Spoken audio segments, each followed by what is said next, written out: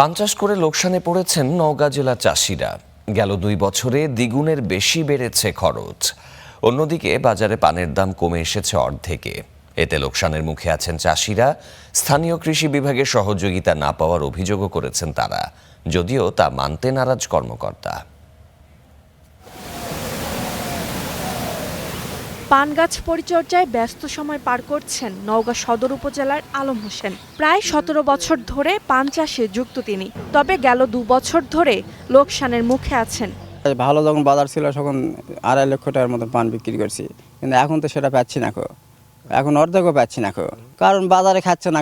বাজারে লিয়ার মতন বড় প্যাটি আসছে না। এই অঞ্চলের অন্যান্য পান চাষিদের অবস্থাও একই রকম। গেল কয়েক বছর ধরেই পান চাষে খরচ বাড়ছে বলে জানান তারা। বিপরীতে মিলছে না কাঙ্ক্ষিত দাম। এই পান বিক্রি করেছি গত বছর 140 থেকে 150 টাকা বিড়া, আর এই বছর বিক্রি হচ্ছে তোমার 60 থেকে 50, 60, 70 এরকম। এক এক হাটে এক এক রকম পাওয়া যায়। সকল জিনিসের দাম বাড়তে গেছে, কিন্তু পানের দামটা কমে গেছে। এবছর প্রায় 1.5 বছরের দিক থেকে আমরা কোনো দাম পাচ্ছি না। কোনো রকমভাবে খরচটা যদি এখন যদি উঠে, কিন্তু প্যাট জেলা লেবার খাটা নেবে, এগুলো সপ্তাহ ক্লিয়ার হবে না। তো চাষিদের অভিযোগ, আধুনিক চাষ পদ্ধতি কিংবা রোগবালাই দমনে কৃষি বিভাগের সহযোগিতা পান না তারা। আমার বয়সে 30 বছর পার।